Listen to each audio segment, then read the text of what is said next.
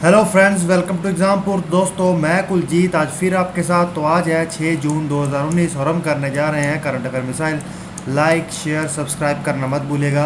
तो सबसे पहला क्वेश्चन आता है कि जैसा कि मैंने आपको कल बताया था कि गवर्नमेंट ऑफ इंडिया और गवर्नमेंट ऑफ तमिलनाडु, भारत की सरकार और तमिलनाडु की सरकार ने मिलकर एक स्वास्थ्य प्रणाली रीप्रोग्राम के लिए, स्वास्थ्य प्रणाली का दोबारा मॉडर्नाइजेशन करने के लिए किस अंतर्राष्ट्रीय संगठन से $287 मिलियन का समझौता किया है? तो वो है लोन लिया है, तो वो है वर्ल्ड बैंक। तो इसका आंसर बनता है ए। वर्ल्ड बैंक से गवर्नमेंट ऑफ इंडिया और तमिलनाडु ने मिलकर तमिलनाडु की स्वास्थ्य प्रणाली को दोबारा से रीप्रोग्राम करने के लिए $287 मिलियन का लोन लिया है। तो अब आता है पहला क्वेश्चन आपके सामने, वो क्या है कि निम्नलिखित में से किस कंपनी ने हाल ही में इलेक्ट्रॉनिक वाहनों को लॉन्च करने के लिए अपने प्रवेश ऑटोमोबाइल क्षेत्र की घोषणा कर दी है? देखिए, कोई कंपनी है जो ऑटोमोबाइल क्षेत्र में प्रवेश करने की घोषणा कर चुकी है और वो शुरुआत ही इलेक्ट्रिक व्हीकल से करेगी। तो वो कौन सी कंपनी है? तो वो है सहारा ग्रुप। तो इसका आंसर बनता है ए। ठीक है दोस्तों, अब ये देखिए, सहारा ग्रुप ने अनाउंस किया है कि वो ऑटोमोबाइल सेक्टर, मतलब ये वाहनों की इंडस्ट्री में प्रवेश करेंगे और वो अपने इलेक्ट्रिक व्हीकल्स, विद्युत पर चलने वाले वाहनों को लेकर आएंगे बाज़ार में। ठीक है दोस्तों, अब हम चलते हैं आगे। अब आता है दूसरा क्वेश्चन आपके सामने, वह क्या है कि निम्नलिखित में से किस व्यक्ति को भारत के मेट्रोलॉजिकल विभाग के महानिदेशक के रूप में नियुक्त किया गया है? देखिए, भारत का मेट्रोलॉजिकल डिपार्टमेंट बहुत ज़रूरी है क्योंकि हाल ही में साइक्लोन आया है।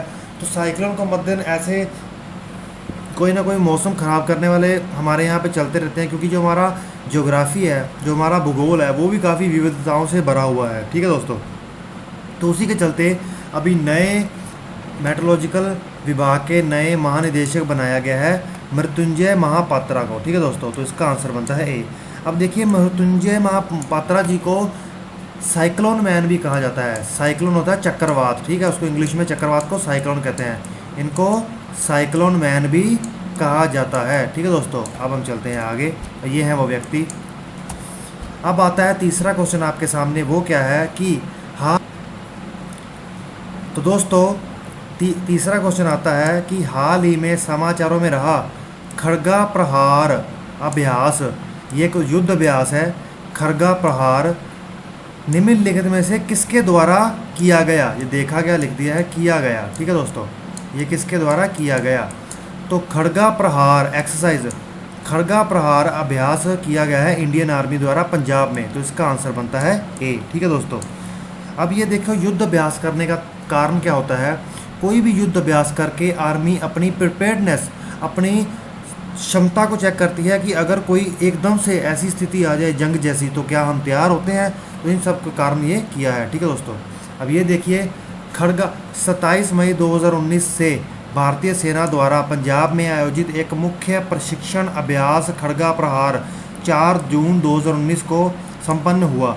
खड़गा प्रहार का अभ्यास पंजाब के मैदानी इलाकों में सेना की खड़गा कोर,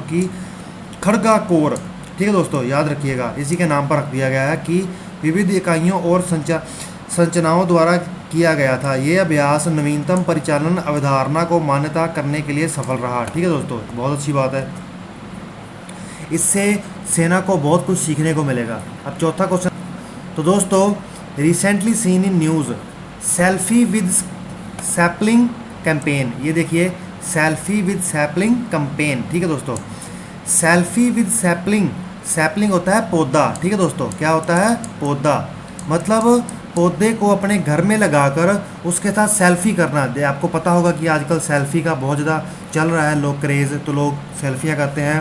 तो सेल्फी विद सैपलिंग कैंपेन चलाई है, तो ये किसके द्वारा चलाई गई है? तो ये चलाई गई है पर्यावरण मंत्री प्रकाश जावड़ेकर के द्वारा। तो इसका आंसर बनता है ए।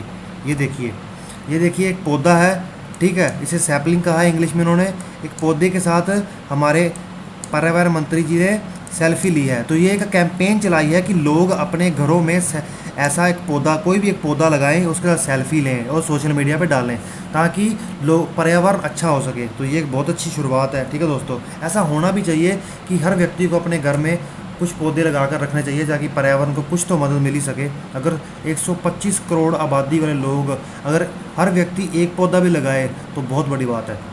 तो 5वां क्वेश्चन आपके सामने आता है, वो क्या है कि निम्नलिखित में से किस उच्च न्यायालय ने पशु को कानूनी व्यक्ति घोषित किया है। तो बहुत अच्छी बात है, मतलब जो व्यक्ति, जैसे हम एक इंसान है, इंसान को अधिकार होता है कानूनी रूप से, उसके पास अधिकार होते हैं, मानवाधिकार होते हैं, उसी तरह से ये कहा गया है कि किसी एक उच्च न्यायालय ने पशुओं को भी मानव की तरह, इंसानों की तरह ही, व्यक्तियों की तरह ही अपने कानूनी अधिकार दे दिए हैं। तो वो कौन सा है? पंजाब और हरियाणा हाई कोर्ट। तो इसका आंसर बनता है ए। देखिए जानवर भी तो इंसान है, उनको भी तो दर्द होता ही है ना, उनके साथ बहुत बुरा हाल किया जाता है कई जगह पर। तो अब ये देखिए, पंजाब और हरियाणा उच्च न्यायालय ने हाल ही में फैसला सुनाया है कि सभी जानवर हरियाणा में इंसानों की तरह कानूनी अधिकारों का हकदार है। उत्तराखंड उच्च न्यायालय द्वारा पशुओं के अधिक कल्याण की रक्षा करने और उनको बढ़ावा देने के लिए इसी तरह का आदेश पारित किए जाने की लगभग 1 साल बाद ये शब्द आया है। ठीक है दोस्तों, अब हम चलते हैं आगे। अब 6वां क्वेश्चन आपके सामने आता है, वो क्या है कि 2000 देखिए 10th national science film festival of 2020 of India 2020 Bharat 2020 के 10वें राष्ट्रीय विज्ञान फिल्म समारोह की मेज़बानी कौन सा प्रांत करेगा? तो ये त्रिपुरा करेगा दोस्तों। तो इसका आंसर बनता है ए। त्रिपुरा 10वें राष्ट्रीय विज्ञान फिल्म समारोह की क्या करेगा? मेज़बानी करेगा। अब ये देखिए, फिल्मों के माध्यम से विज्ञान और पर्यावरण के बारे में जागरूकता बढ़ाने के प्रयास में भारत का 10वां राष्ट्रीय विज्ञान फिल्म समारोह, ठीक है दोस्तों, जनवरी और फरवरी 2015 में त्रिपुरा में आयोजित किया जाएगा। कहाँ? त्रिपुरा में। ठीक है दोस्तों, अब त्रिपुरा कहाँ पर है भारत के नक्शे पर, ये देख लें। अब ये देखिए, ये है भारत और ये है नॉर्थ ईस्ट और ये है त्रिपुरा। ठीक है दोस्तों, 3 तरफ से बांग्लादेश से घिरा हुआ है ये। अब हम चलते हैं वापस। अब 7वां क्वेश्चन आपके सामने आता है, वो क्या है कि निम्नलिखित में से किस राज्य ने ओबीसी आरक्षण कोटे के प्रस्ताव को 27% कर दिया है? कौन से देश ने ओबीसी आरक्षण कोटा को 27% कर दिया है? तो ये किया है मध्य प्रदेश ने। तो इसका आंसर बनता है ए। अब देख लें थोड़ा सा इसके बारे में। ये देखिए मध्य प्रदेश की सरकार ने ओबीसी कोटा को 14% था, उसको बढ़ाकर 27% कर दिया है। The move will lead the reservation in the state breaching the. देखिए सुप्रीम कोर्ट ने कहा था कि टोटल रिजर्वेशन है, जो पूरा आरक्षण है, वो 50% से ऊपर नहीं जाना चाहिए, चाहे वो किसी को भी दिया हो। टोटल आरक्षण चाहे वो SC ST को दिया हो, चाहे OBC को दिया हो या किसी को भी। लेकिन अब ये 63% के पार पहुंच चुका है। ठीक है दोस्तों, अब हम चलते हैं आगे। ये देखिए MP के जो कैपिटल राजधानी भोपाल है, वहाँ के जो मुख्यमंत्री है कमलनाथ है, वहाँ के गवर्नर हैं आनंदीबेन पटेल। अब ये कहाँ पर है? मध्य प्रदेश। ये देख लें। अब ये देखिए, ये भारत और ये मध्य प्रदेश है। ठीक है दोस्तों, इंडिया भी मध्य प्रदेश के बीच में ही लिखा हुआ है। अब हम चलते हैं आगे। अब आता है 7वां क्वेश्चन, वो क्या दोस्तों? कांडला गोरखपुर LPG पाइपलाइन परियोजना, ये परियोजना निम्नलिखित में से किसका जॉइंट वेंचर है? JV का मतलब है जॉइंट वेंचर। ठीक है दोस्तों, ये भी लिखा है जॉइंट वेंचर। जॉइंट वेंचर का मतलब होता है जब 3-4 कंपनियां एक साथ मिलकर एक परियोजना को लागू करती हैं। ठीक है दोस्तों, तो ये HPCL, BPCL, इंडियन ऑयल, ये तीनों द्वारा मिलकर किया गया है। तो इसका आंसर बनता है डी। ठीक है दोस्तों, कांडला गोरखपुर LPG पाइपलाइन। ये देखिए, Indian oil, Bharat petroleum corporation और हिंदुस्तान पेट्रोलियम कॉरपोरेशन ने नई दिल्ली के कांडला गोरखपुर LPG पाइपलाइन परियोजना LPG की, ठीक है दोस्तों, LPG गैस होती है ना, परियोजना के लिए एक संयुक्त उद्यम का हस्ताक्षर किए हैं। संयुक्त उद्यम मतलब जॉइंट वेंचर। ठीक है दोस्तों, इसमें लगभग 10,000 करोड़ रुपए का खर्च आएगा, तो इसीलिए एक साथ आना ही पड़ता है। अब ये देखिए, 50% शेयर होल्डिंग होगी इंडियन ऑयल की, बाकी 25% BPCL और की।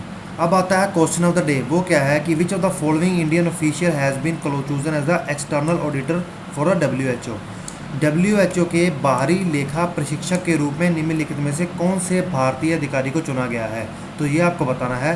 तो इसी के साथ मैं आपका एग्जाम पूर्ण में आने के लिए थैंक्स करता हूँ। Okay friends, bye.